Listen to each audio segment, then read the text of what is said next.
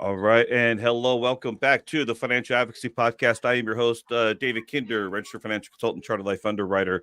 It's my co-hosts, Kurt Gibbs and Mike Moffitt, and you're just rocking out to that music still again, aren't you guys? I saw that. Uh, I was just laughing to myself when I'm watching the disclaimers going across the screen. I'm like, who's reading all that? But it's there, and we needed that after a while. All right, you guys. Well, by the way, and just so the audience knows, you guys are on location more or less because Mike, you are helping Kurt doing some open enrollment stuff for Medicare for a lot of the people of Kurt's agency. So if you guys have Medicare questions, by all means, you guys need to call Mike, call Kurt, and Kurt will get you the mic, and we can make sure we answer all those questions and everything. In fact, I think we might do a podcast on that article I sent you earlier. That was kind of an inflammatory kind of an article kind of a thing. Yeah, I see that kind of stuff a lot, and we won't get into it too much because we have a guest today. But yes, I see that kind of a lot, and it's upsetting and frustrating. And I think maybe next week or the week after, while it's still AEP, we should take an episode to go through that article and kind of debunk it a little bit. So that'd be great. Yeah, love doing that. Anything that's current. I love whatever's current in the news. I'm like, you idiot. And then we can bring out the truth of what the facts are. And I love when we can do that. Yeah, because I see that a lot, and there's a lot of misinformation out there. Some of, a lot of it is somewhat true, but there's a lot of half-truths in there. And we need to kind of, sift through what is and isn't, reality. But anyway, let's bring up our guest, and we can talk about that maybe next week. Yeah, let's do that. So first of all, let me introduce our guest, although I don't have an official written bio, but let me give a personal introduction. Derek Nelson, he is a retirement advisor and a 3-time author. He's written 3 books, by the way. And Derek, I got to mention that I've bought all 3. I've only read the first one. And of course, I've read the third one, the one we're going to be talking about today. Nice. But that's one thing that you've got us, all 3 of us, beat because you've actually been published. Not there yet. I've written some booklets, but I haven't gotten them published anywhere. So first of all, congratulations to you, Derek, for getting your message out there. And a book is one of the best ways of doing that. I want to make sure our audience gets to know who you are. Let's talk a little bit about some of your own history. So in a way, I had to go back to your first book, because in your first book, you talk a little bit about your beginnings of this industry. Tell us a little bit about those days that led to the biggest year in financial services, of course, was 2008. But you've got a little bit of some history before that. Tell us a little bit about that. Yeah, I do. And it's and I appreciate the great introduction. Yeah, there's definitely some history there, and it's a lot different from what I'm doing now. Basically, I started out, I got a referral from a neighbor who was doing really well back in the mid-90s, 94, 95, in what we now consider a boiler room. So I work for this small firm.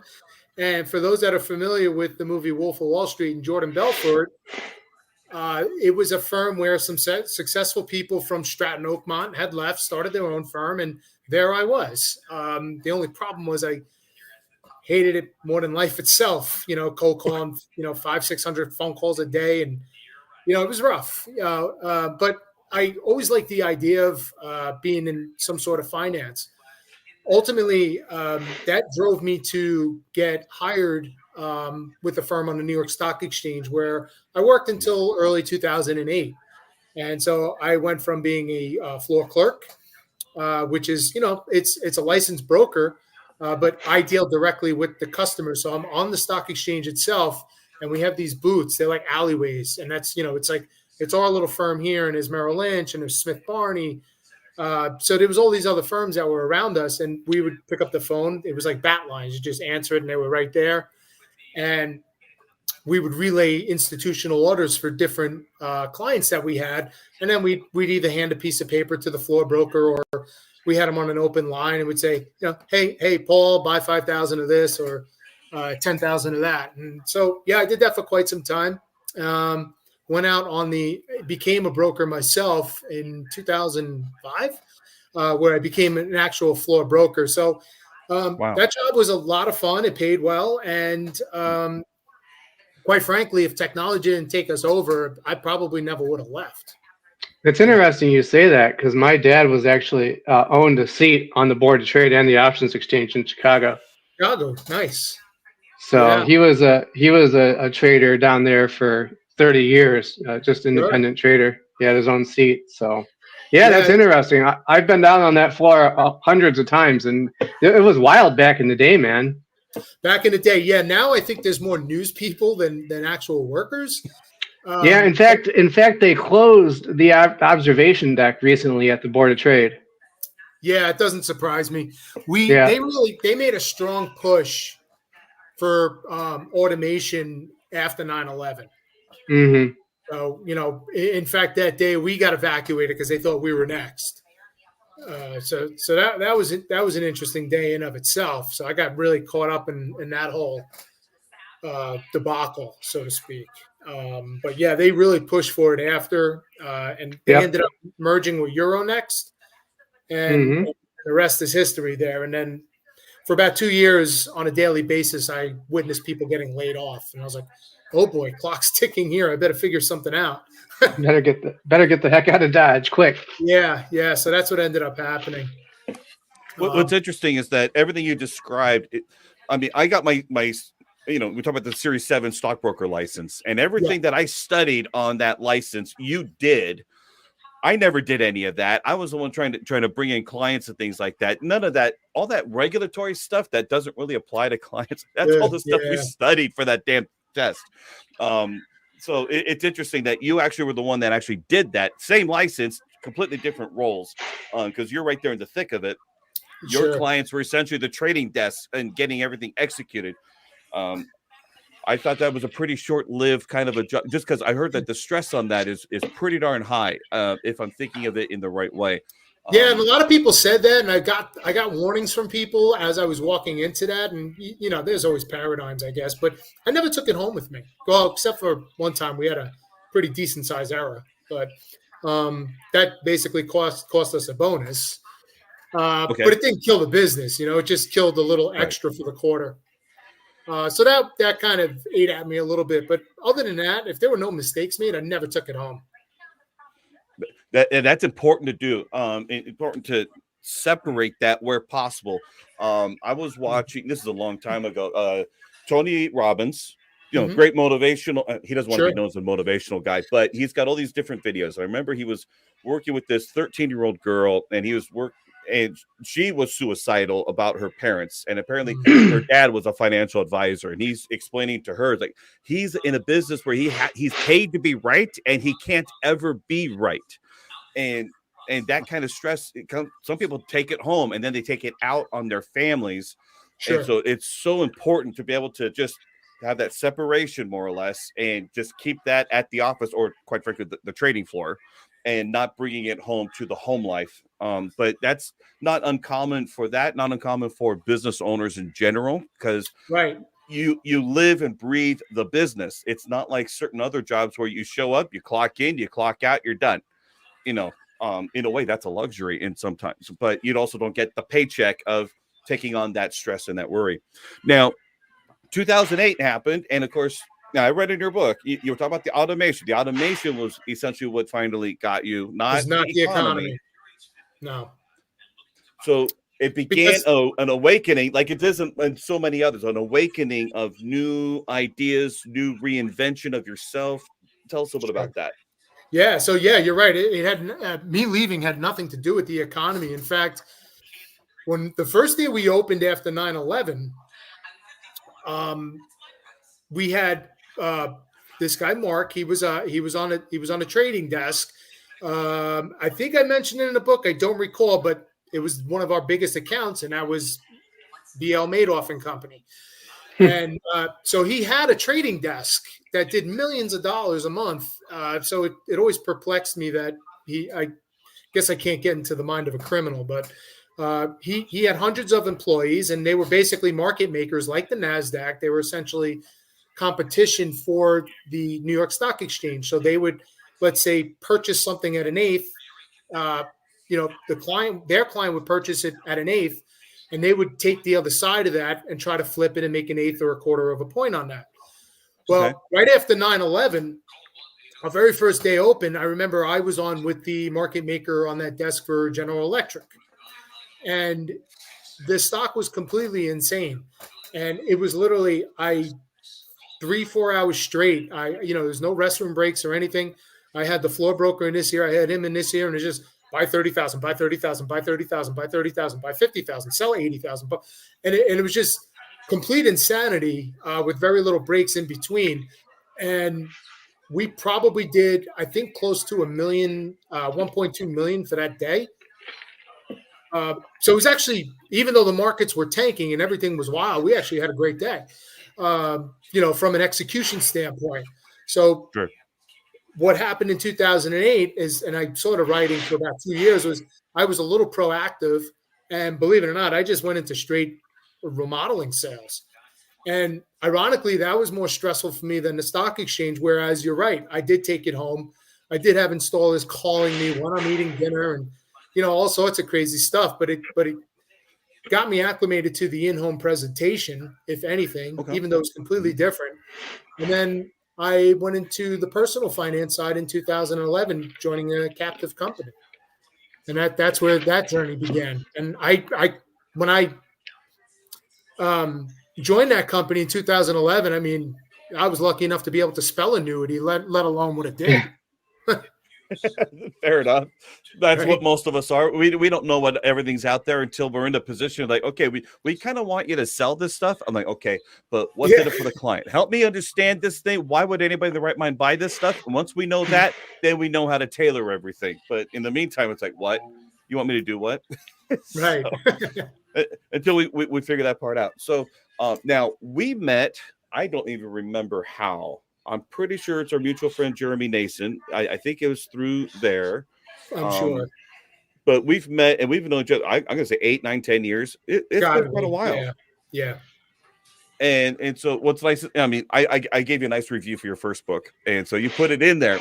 So it's nice to see my name in there. So I appreciate that. So I'm gonna, real quick, I'm going to add to my stage here Derek's book. Now he's got 3 of them. This is his latest book, Retire Max.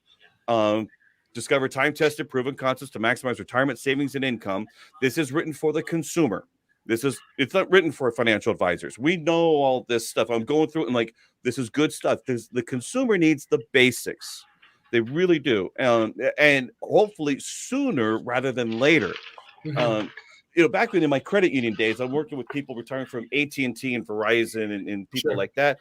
And they're coming in, they're saying, well, we've got a buyout option. Can we retire? Now, in my mind, I'm thinking, yes, I want your business. So the other thing I'm thinking of is, why didn't you come to see me 5 years ago? Why didn't you come to see?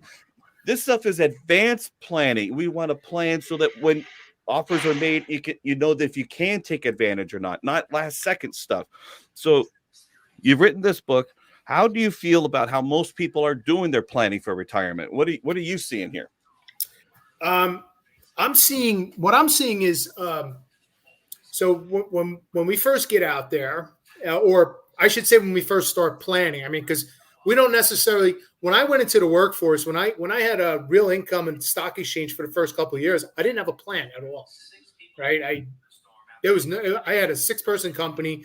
I didn't have a retirement plan. I had nothing. So they said, oh, we got a profit sharing. Oh, okay, whatever that is. So when we start our plan, whether we're 22 or 32, doesn't really matter.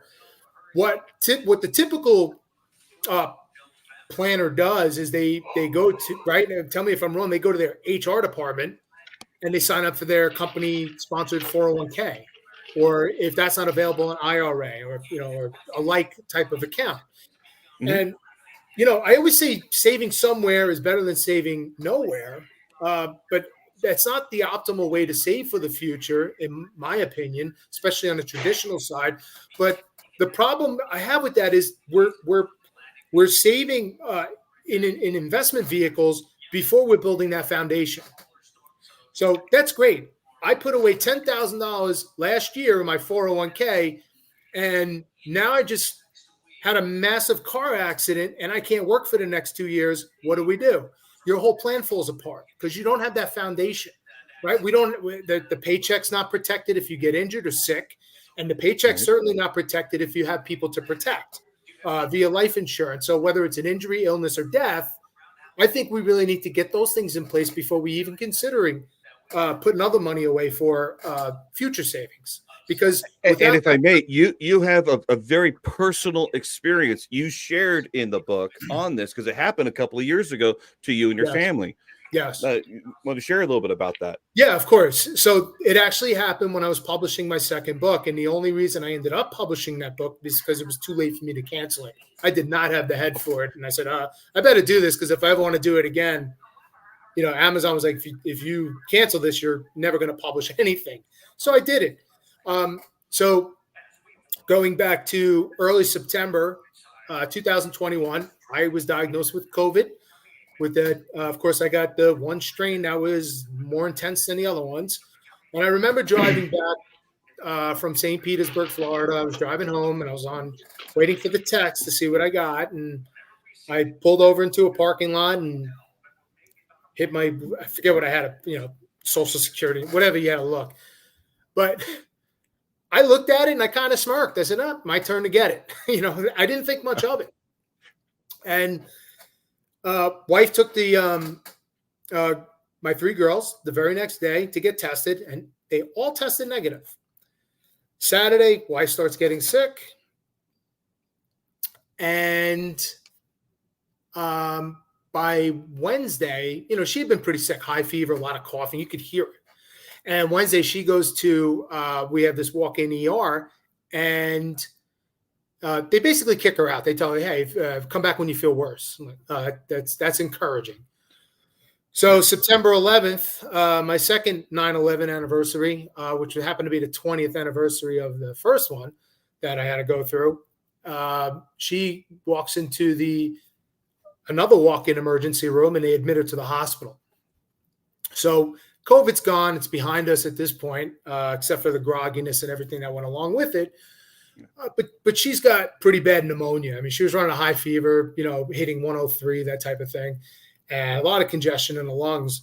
But I was talking to her, and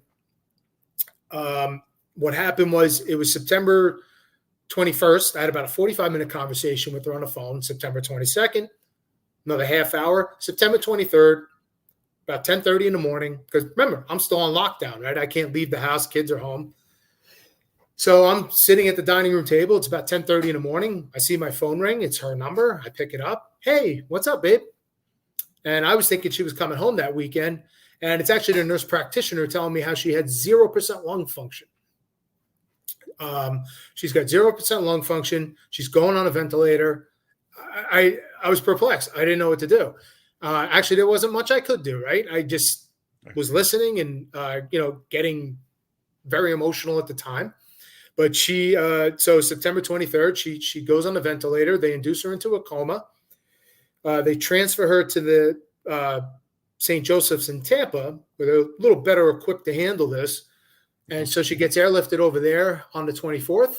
And she was induced in a coma on the 23rd and would not come out of that coma until 4 or 5 days before Christmas. And end of October, I start hearing that she's a lung transplant candidate. I was there every day minus Sunday while she was there. And so now she's a lung transplant candidate. And I used all my belief and faith in the world when nobody else had it. And I was convinced she would self-heal. And ultimately, she did. She came home. I mean, she ended up on an ECMO machine, which I talk about in the book. She had a trach in, so it was a real rough time. And she ultimately came home for good, because she did come home early February and had to go back for 2 weeks because she had a collapsed lung. But she came home February 19th, and then the real work began, right? So I was in my head, she's getting better in the hospital. And when I say better, I mean awake. Didn't need a transplant. Came off the vent. I'm like, all right, we're going on the right track. She's going to come home. I'm going back to work. I'm going back to business. No. You're now a caretaker. She woke up from the coma and couldn't stand for more than 20 seconds. She couldn't brush her own teeth. Everything atrophied on her. And so when we got home for the next several months, I was 24/7. I would only leave the house to drop the kids off at school, pick them up from school. I may go train. I do jujitsu, and I did it the entire time she was in the hospital because it was the only sanity I had in my life. I would go to jujitsu at night, but I'd make sure at least one of my oldest was home for a period of time, or at least a family member was here visiting. Yeah. And so that went on for quite a bit.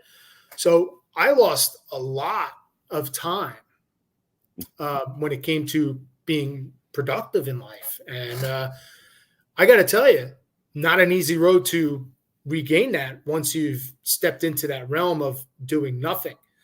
I was never officially diagnosed, but I was told by a few professionals off record that I probably had some serious PTSD, where they were telling me, because I had to remain so strong. Everybody's like, "Why you're so strong? I don't know how you do this." But when it ended, when the fear ended, when she came home and all that decompressed, that's when everything set in with me, because I had to be strong for the kids, right? And so there's a mentality of, and again, thank you so much, but there is a mentality that you're in that survival mode. You have to be there because everything else depends on it. yes, And until that part can break for you, and I mean for you, for your benefit, that's when you can finally let it release a little bit, and then you realize, oh gee, now how do I rebuild myself back to who I was before? yeah, It's not an easy journey at all, no, which is it why, hasn't been. No. and so when we look at it from a consumer or client perspective, in a way, what I would ask at that point is, what good does a rate of return give you if we don't have the right foundations in place in the event that this stuff happens? Because it will happen. And the older we get, now what's interesting, I mean, you guys are young. Now, I think you're about my age. I forgot your age. I'm 46 and old enough to know. 49. Okay, so we're right in the same ages. And the thing is that the risk of that kind of needing care only gets higher the older we get. And so it doesn't take a COVID, it doesn't take all that. It can be anything else, depends on our immune systems and whatever else that happens. But knowing that, it gives a different sense of urgency, I think, of helping people to see that this is a real thing. Your book really does it. So many advisors, I think, traditional financial planning advisors, they focus so much more on rate of return, whereas your book talks about all about the risks. You're outlining all the different risks, and here's the situation we're finding ourselves in, not just individually, but here's where we're at as a country. Here's where we're at in so many different facets, and coordinating all of those decisions together. So with all of those risks, what would you say is probably the number one risk for a retiree? The number one risk for a retiree, I'm going to have to go with longevity risk. Okay. Living too long, because the longer we live, the more likely we are to have to deal with other risks. So the longer we're alive, the more opportunities there are to deal with a higher inflationary period. If we're doing traditional financial planning, while retired, we have a sequence of returns risk, meaning we risk that our accounts will go down while we're drawing income, which will accelerate the chances of running out of money. More risk of long-term care needs, because we have about a 70% chance of needing long-term care. If you make it to 65, 70% of us will need some sort of care. And that care can wipe out a lifetime worth of savings in just a few short years. So all these risks are compounded because you're living longer.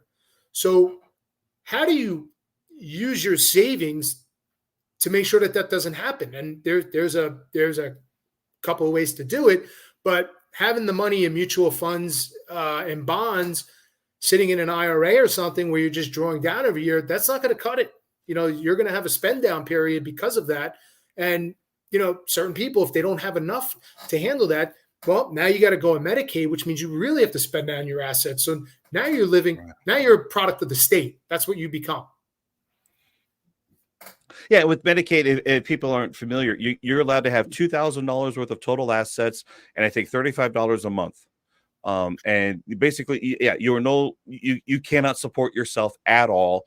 Everything else gets to be taken over by the state. And my mind went somewhere else because there's all these partnership programs out there that are practically going away in terms of long-term care. California led the path on these California partnership policies. California is turning into, you get to buy this, and they're turning it into, you're going to have to buy this, and without nearly all the same benefits. That's what I've seen over the past 20 years that I've been looking at that part. But you do identify a few parts in your book, because one of the questions I want to ask is, what are some reasons why some people don't save enough for retirement? And sometimes they're just taken by certain programs. And if there's one thing that I know that you and my friend Mike Moffitt here have something in common, is that these simplified issue mortgage protection policies, I think I'm gonna let you guys just go on a rant, because we've talked about this at length, but these things are just crazy.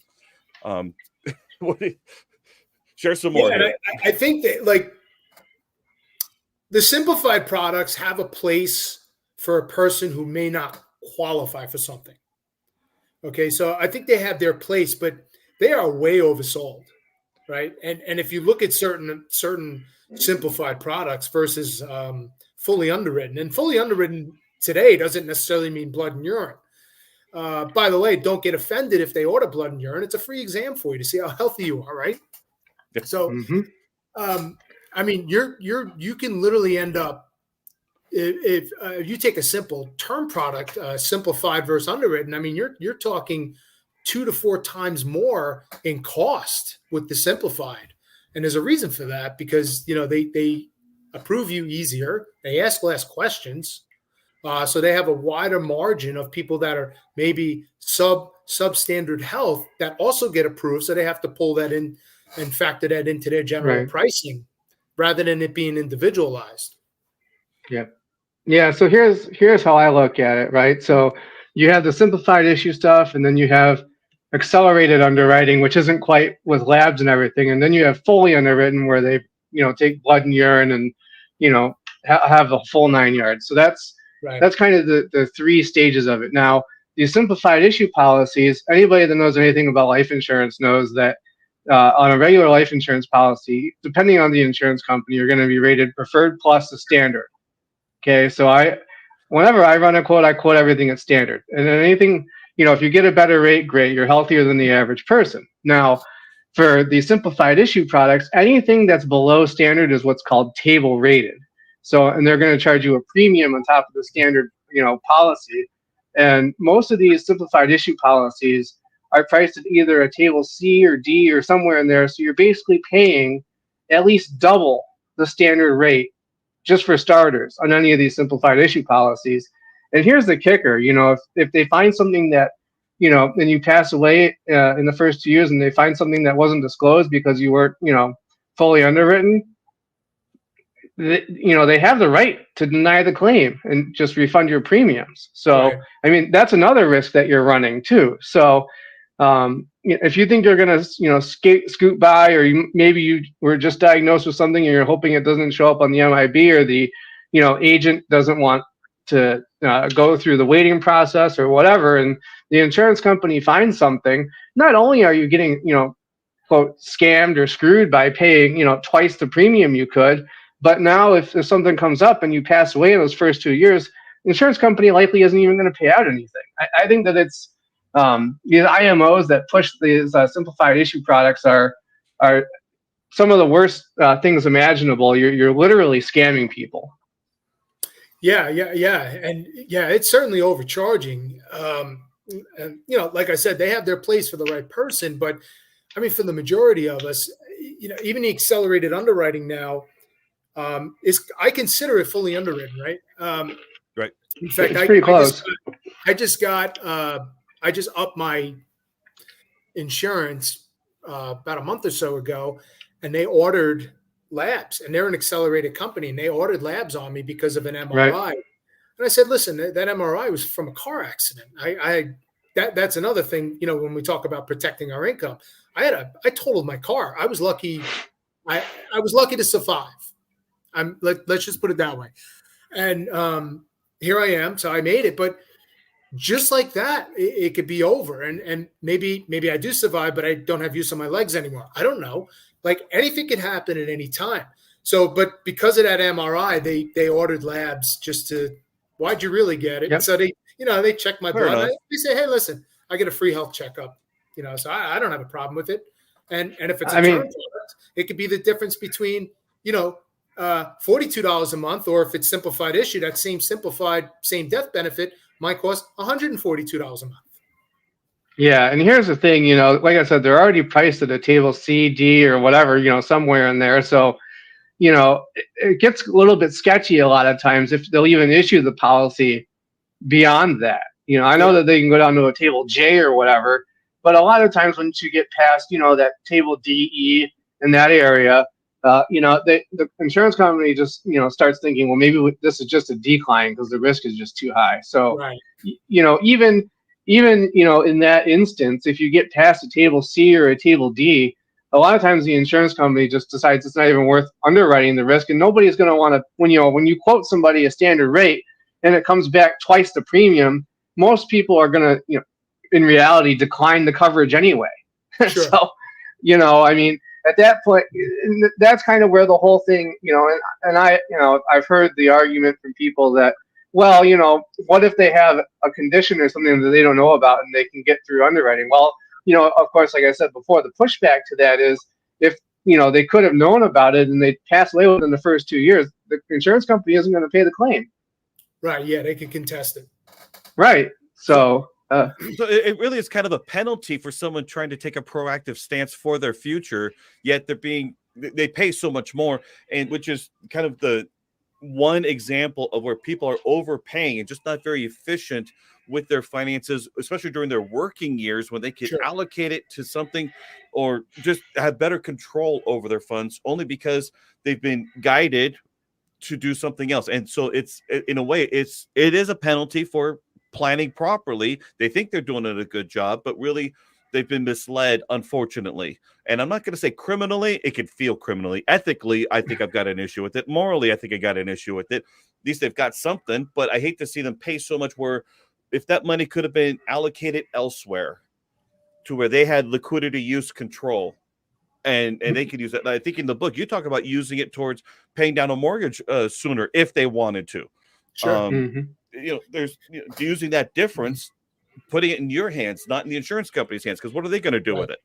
They're going to not pay your claim. That's what they're going to do with it, maybe. Depending on things. But yeah, what else do you see are some of the reasons that people just aren't saving enough for retirement and preparing themselves well? Well, one of the things that, and you see it every time you leave the house, people live beyond their means, right? So everybody's trying to impress everybody. That's a huge thing to me, and I heard Tom Hegna say this, and I ran with it, and I give him credit in my book, but I ran with this, and he said the two reasons why the average person doesn't have $1 million in retirement, the two main reasons are divorce and auto loans. And, like I say in the book, I can't help you on the divorce side. I could be a friend, but I'm not a counselor. So, we're kind of on our own there. But when it comes to auto loans, and it's a real challenge, and it's a real challenge to our thinking because we've been so conditioned, right? So when we go back to the year 2000, the average price of an automobile is $22,400 and change, right? And we could swing that. Now it's it's over $48,000. So I mean, it's expensive. So if you're not willing to take a car that's they're junk. Sorry, I'm going to be a critic on the automotive industry because of the regulations and pricing, all this stuff. You're not getting the same quality of a car that we were getting back then. It's just not worth it. Okay, while the quality's gone down, obviously they make them look nicer, but the size has gone up, and the electronics within those cars have gone up. So they try to make it impossible for you to be able to go to a local mechanic and have them work on it. But what I talk about in the book is I talk about buying, because I have a Honda Pilot. If you bought a Honda Pilot and $40,000, and I'm not telling people to go out and buy cars with 160,000 miles on them. I understand. Like I like nice things too. But you can't have to dedicate, like, I don't want to work for my car, right? I want the car to be something that I have. And so, like, if I took the average interest rate which was when I published the book a month or so ago, was 6.73%. Some people get great deals, some people get not so great deals, but that's the average. And on $40,000, 72-month loan, because people can't afford the car payment, so now we're extending the terms out. While that lowers the payment, it raises the cost, right? So on a 72-month loan, that amount is $676.79, which means at the end of 72 months, what do you have? You've spent $48,728. You have a 6-year-old car, and you're out 48 grand. So you don't have the money, and you have an old car that you probably don't want anymore. So you're going to trade it in, and we're going to do this again. But the kicker to that is that the real interest rate on that, because of APR, is not 6.73%. It's 21.8%, because you're paying 21.8% above what you borrowed.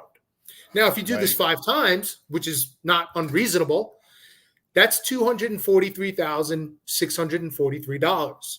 That's out of your pocket.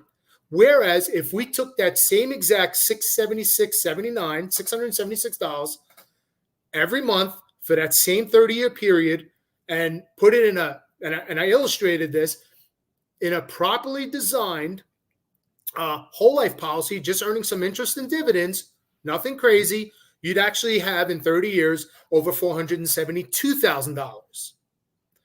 So you want to be minus $243,000, or do you want to have $472,000? So the choice is pretty clear there. So what people say is, Derek, I need a car. I can't afford a $40,000 car. I can't even afford a $10,000 car. But if you have that money in the whole life, that's the beauty of it. When you're with the right company and the right structure, you could pull the money out. You could borrow the cash value. I shouldn't say that. You could borrow from the insurance company. They use your cash value and death benefit as collateral, and you pay yourself back.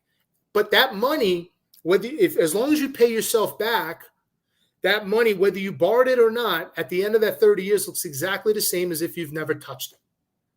Yes. So it just, and a lot of people throw around this infinite banking concept without explaining it to, like, it's not that complicated, right? It's just like, I can borrow from my policy, pay myself back. I don't have to qualify for a loan. I don't have to worry about a subprime interest rate.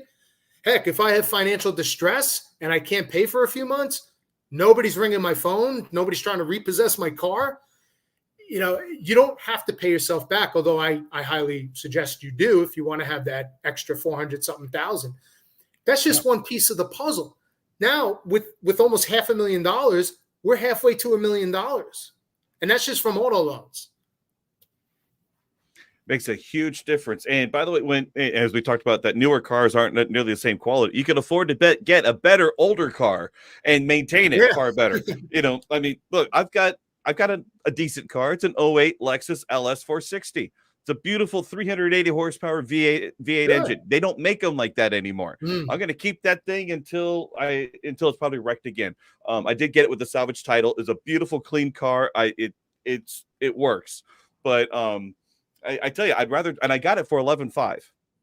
And so I'd much rather drive that higher quality car. Yeah, it's a little rich on the gas, but I'd rather drive that than something that's brand new. The only thing I wish I had was a blindside assist or blindside monitoring. It's the only thing I wish I had. It doesn't have that safety feature. Oh darn! Yeah, I think I can live without it. Yeah, no big deal. So I can actually live a better life on less, as long as I'm willing to have something that's older and take care of it, which is what I do. Yeah, well, I just had my oldest daughter just turned 18. So in Florida, you could get you get your license at 16. So she's been driving my car. I have a local kick-around car. My wife had she had a nice Toyota Highlander, and that's what I totaled. Now we have a Pilot, which is we got in 20. Gosh, when did I crash? 2020. So 2023, about a 2017. That MRI was clear, right? I'm just that MRI was good. Okay. Got some shoulder damage, some neck damage, but nothing in the circulatory. So the insurance company didn't care about that. But the point being, like, I have my car that I just drive local, and yeah, you know what? When business is picking up and I want to upgrade, I'll upgrade. Right now, I'm focused on growing my business and doing things. But what I was getting to is my 16-year-old, now 18, she's been driving mainly my car. So she doesn't have any of these signals or backup cams. So she's forced to become a better driver. Like, she'll get them one day, but right now she has to really focus on the driving part of it and not rely on anything. Yeah, well, my daughter, she's out in Kansas, and she's driving I think it's an '03 Mustang, so she's got almost nothing, but she loves the car, so she's taking care of it and everything. So it's not that big of a deal. But I want some of the safety, but I'm like, but I don't want the quality that ends up going with it. So yeah, sure. There's always trade-offs and everything. So what I want to do is real quick, I'm going to show, because I have the Kindle version of your book, I'm going to show real quick the contents here, not the contents, but the table of contents here. So we got chapter 1, faith in the system. What is retirement? We talk about buy to invest the difference, saving for retirement, government regulated retirement. I love the way you titled that. Alternatives to government regulated plans, retirement savings, mortgage protection planning, purchasing your car. We just been talking about that. A policy on mom. I really like that chapter. I like that one also too, especially for retirement. If your own parents are still around, we could call it reverse mortgage protection. That's a whole nother concept we could talk about. But CD alternatives, don't leave your children money. I know where you got that title from. Yep.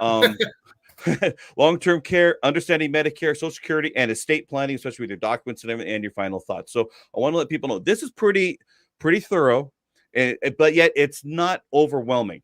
That's something that's so important. It's enough to make sure that people are going to take some action on it, give you just enough to say, I probably need to address some of this stuff with my current planning. Sure. And of course, who should they be looking at? You've got your QR code right there at the end of the book. So we're not biased at all, but you should be contacting someone like Derek. Or someone like the rest of us when we're talking about Derek today. So, I wrote that book with the intention of the person who's going to read this isn't necessarily a reader, but it's not 300 pages, and it's very simple. And it, like you said, it inspires people to take action. It's a bit of a wake-up call and a paradigm shift is what it is. But this book will literally map out not only the protection side, but to guarantee that whether you live to 89 or 109, you will never run out of a paycheck. And that's huge. Yeah, that is huge. Yeah, absolutely. I thought that the chapter on Medicare, as a kind of a Medicare guru myself, was pretty interesting and eye-opening, and I think that's something that a lot of people they don't consider the consequences of some of those things, and especially the solvency of Medicare, and if they're going to have to push the retirement age back or reduce benefits or increase taxation, or what they're going to have to do, because I mean, you're right. It's just math, right? It's a math problem. Medicare is going to be insolvent in in a decade or less. So, that's a big issue that a lot of people don't take into account. And then especially with the Part B and the Part D IRMA, relating to your income and stuff like that. So, yeah, I really like that chapter. And you're right. It's an easy book to read. I'm more or less familiar with a lot of stuff in it, so I was able to get through it, maybe more quickly than another person. But it shouldn't take you more than a couple hours, at least, to go through it and get a cursory understanding of what the book's about. Mm-hmm. Yeah, no, I appreciate that. Yeah, I just think it's really important. Like it's not even it's a math thing. It's not a political thing. If we want to talk about, obviously it's very heated right now, and there's a lot of talk about this one's going to increase the deficit and the debt, and I go back to the last presidential administration to walk away with a national debt lower than what they started was Calvin Coolidge. So the debt's been going up ever since. And so, and the spending's just become so outrageous, and anybody can, I don't know if a politician's ever going to be willing to throw themselves on the perpetual stake, so to speak, but it's already on your Social Security statement. If you look at it right now, it shows, hey, you will get your full benefits through 2034, and then you can expect a 20% decrease. It's right there in plain English. For every $1,000 you get, we'll be able to pay you $800. But when that time comes, whoever's in office probably get ousted. That's the king, and because there's the political suicide essentially. Right. Whoever's going to let that happen, they will not be reelected. Because who generally does most of the voting? It's the people who have the time to vote. It's the people who are retired already, and you are Yeah. not going to take away their Not benefit. taking my paycheck. Exactly, and so in a way, it's a little bit of fear mongering, but it's the truth. So Mhm. that 20% it is the truth, but it's also the fact is that no politician is going to let that happen because No. nobody has ever had a decrease in their Social Security other than if they've had to pay for Medicare's IRMA, income-related monthly adjustment amount. So Right. other than that, that's the only time that someone's had a decrease of benefit. Otherwise, this is a contract with America. The math needs to match up. And if we want to talk about the politics a little bit, I have no idea. Here's the thing. I think Trump is going to win, but I also think Trump is kind of crazy. The way he talks about these tax cuts, he didn't have to do all that stuff, yet he's making all these promises. And the thing that's dangerous about Trump is that he actually follows through on the stuff he says. So, because we've already seen that before. So who Right. knows what's going to happen? I think he's got the momentum on his side, and he's got the McDonald's on his side, that's for sure. But The Mick momentum. the I love that. No, it's not going to be McDonald's anyway. It's going to be Donald's. He's going to take over. But all that thing aside, but Trump is making all these promises, and yet if he gets into office, he's going to have to back them all up. And I hope that he's got a plan with all of that economic stimulation. Our favorite guy was stimulate the economy, but how it will all trickle around back to the national debt, because that thing is increasing like nothing before. This year is scary. I think it's what, $2 trillion already just this year, and I think probably in the next couple of weeks we might top 36. I think we're at 35.6 right now, $1 trillion. Just insane. And we know that one side will just continue to spend us. The other side is trying to do the tax cuts, but then where's it going to come back? So both sides I don't think they're paying any attention, any stewardship towards the national debt. Yeah, they got to rein in the spending. A government had a huge spending problem, and like I said, it's been going on for close to 100 years. It's a huge problem. Yeah. Alonzo asked if we can write in Ross Perot. You can go ahead and do that if you want. Is he still around? I don't even know if he's alive. I think Jimmy Carter's eligible. He's already done 2 terms, so I don't think 1 term. Oh, that's right. That was 1 term. That's right. So he's eligible for another one. No, people already have a hard time with Biden's age. I think they'll still have a hard time with. He just turned 100 this month, I think. So you really do. And what another thing people aren't anticipating is, like I think of myself. I'm 49 years old, and it's very likely that 100% of my Social Security check is going to have to go to my own healthcare costs, because, like Medicare doesn't cover unskilled care. And what's unskilled care? Unskilled care is me helping my wife get dressed or cook meals. That's not covered under Medicare. So if somebody needs that 24/7, like in home, and I know that they keep saying, we're going to expand Medicare. We're going to expand Medicare. At what cost, right? So the price has to come from somewhere. But I am anticipating that 100% of my Social Security check will be allocated towards healthcare costs and retirement. Which really means, and it pretty much is the point of the book, is that our retirement is up to us. We've made that transition because years ago, let's say 40, 50, 60 years ago, right when we were born, more or less. Yeah. That's when you could work for a company for 40 years. You retired with the gold watch. You weren't retired for very long, and everything was fine because you retired with a pension. Today, everything is completely changed. We're not only changing jobs all the time, we've also got this gig economy that's out there for people who are still struggling to try to make a decent income, unless they're doing Uber, 10 hours a day. I don't know how they can really do that. There's so many different challenges in this new economy that our future is up to us, and we got to figure out what we've got to do about it, because even 401k plans, they were never designed to replace pensions. They were designed to supplement them.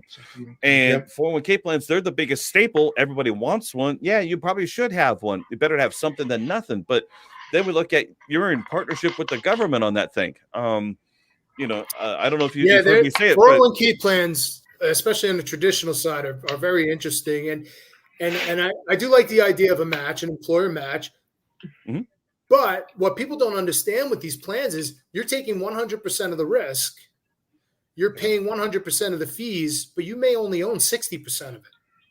Right. Yeah. And that's the interesting thing that happened is that all of these employers, or a lot of them, I shouldn't say all, but a lot of them, got rid of their pensions after a certain point for, Right. New retirees and ongoing, defined benefit comp and all that stuff. And they got rid of the pension plan, and they went ahead and took all the risk of retirement, transferred it from them to you. Right. So now they don't have to worry about paying you a pension. So in reality, it's actually, saving them untold millions or billions or whatever of dollars. And while you're taking on all the risk, Mhm. not only both market risk and tax risk, and we can get into that discussion too if it's worth taking a deduction on a smaller amount now to defer taxes to a larger amount later on an unknown amount too, right? So that's so now you've transferred all the risk from the employer as far as longevity of the plan, tax, and basically every risk there is. You've transferred it from the employer with the pension to the individual, and obviously that's much better for the companies. And you can't you can't really blame them for wanting to do that. Oh, definitely not. Yeah. And the hard part is that most people don't realize the amount of retirement risk that they have, because let's take all that other stuff off the table. You got to have enough money to Yeah. supplement the Social Security. So even if you did everything in a 401k and pension plan, do you have enough? And do they realize that it's up to them now? It's up to them to figure out their plan. And that's what a book like yours is great to just help them see the decisions that need to be made and all the things to be factored into to help them make good decisions. Sure. So, Kurt, I'm going to call on you for a second because I muted you, but you've been very quiet. Well, I've just been taking it all in.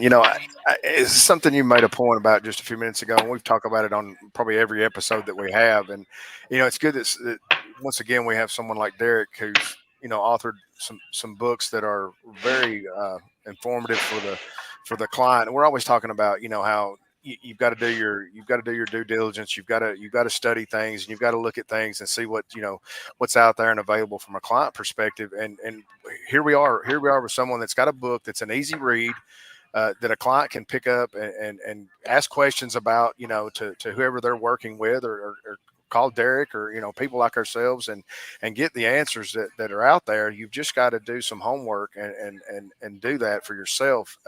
There are books that do that. You mentioned Tom Hegna has great books that are just around advisor books, but they're great for the client. And as we know and we talk about a lot, Tom Love is putting a lot of information out there that's very helpful for the consumer, and there's a handful of people that are doing that. And I just think it's great that someone like Derek has taken the time out of his career really to focus on something that he's obviously passionate about, and that's definitely been what he's done with these books. And the question I kind of have for him is thinking back to what he mentioned earlier and how his career got started, and we have a similar path, but not the same. And 08 was the awakening for me with what went on in the markets and things like that. But if you could draw like a timeline from where you started your career to say where you're at now, what was kind of your aha moment with knowing that what you're doing now is that's really where your passion's at, and that's really what's driving you today?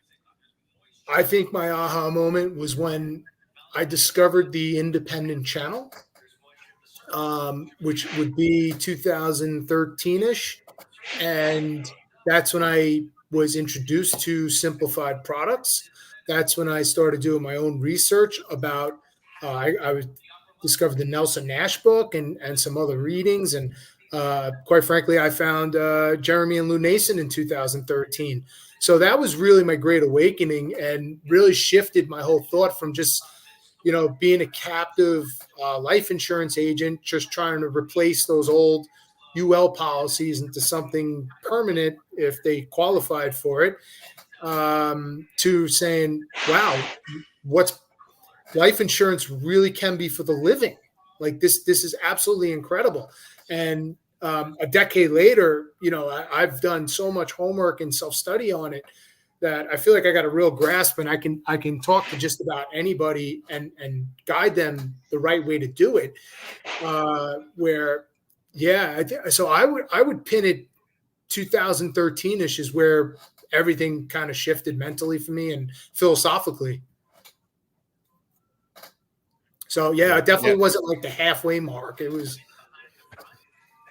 Yeah, it's I'm amazed at over the years and kind of seeing where things have led us and what paths different people have taken. Sure. When you sit face to face with a client or you're on a Zoom, what are you seeing out there? Kind of you just dropped ahas off. that click with the client that you really. Repeat that. I think we lost you for a second.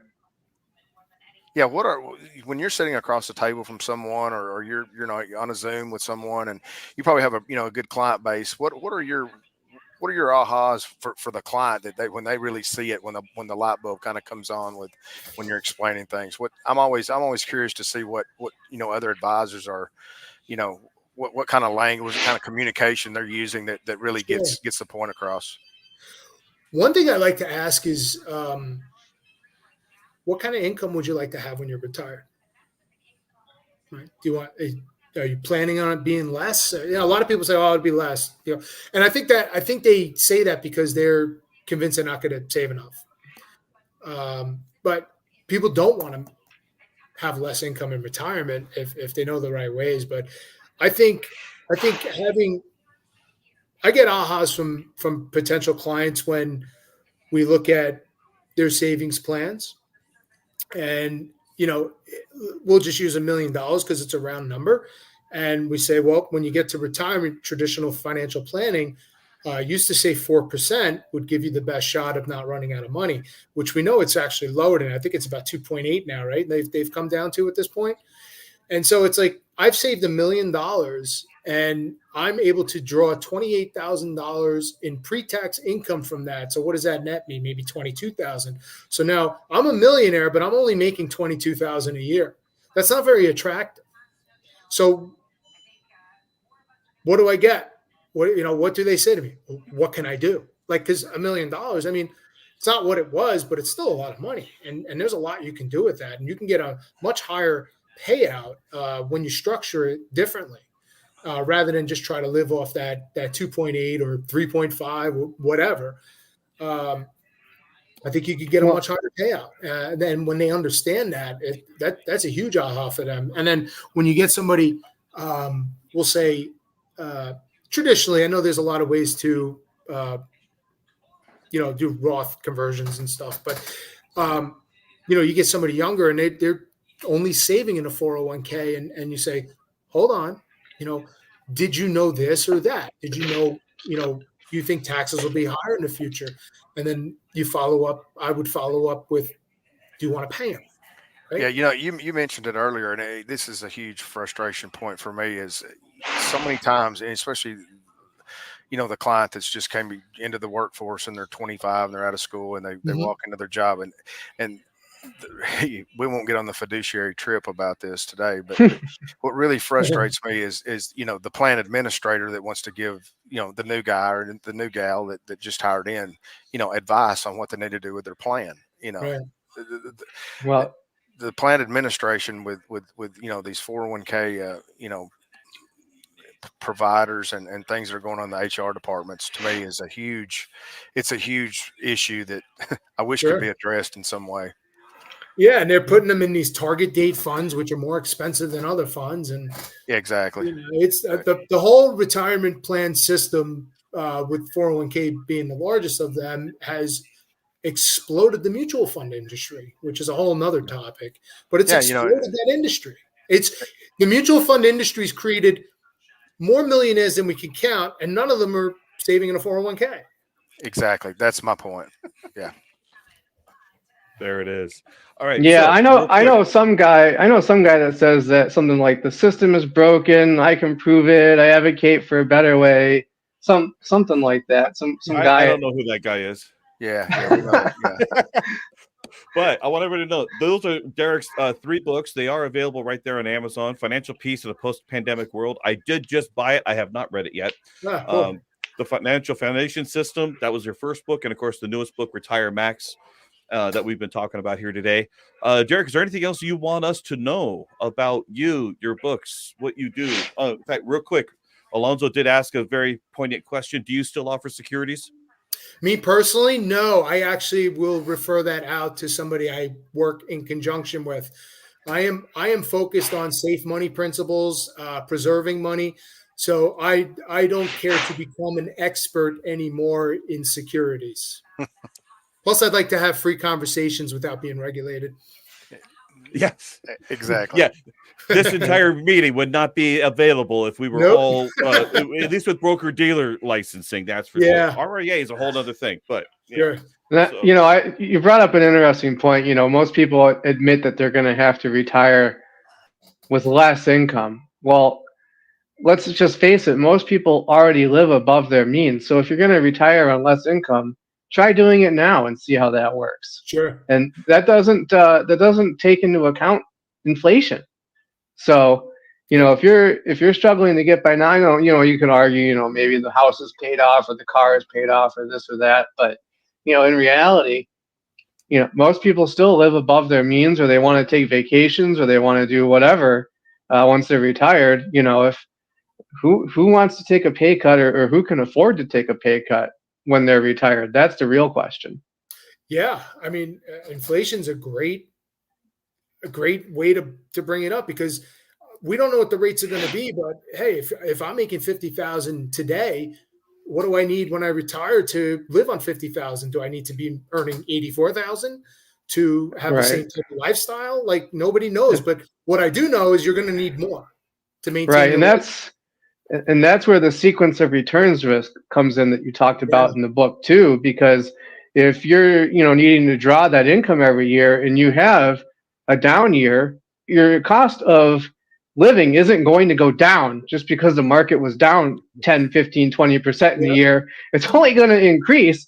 So if you're going to continue to have cost of living increases, and it's not like you can take $50,000 one year and be like, oh, my portfolio corrected 15%. Now I'm only going to take 25,000 this year. So I don't have, it doesn't work that way. So you can't just say, or I guess the other option is you can sell your house, but who wants to do that just to make it through another one, or you go somewhere. You can't just live nowhere.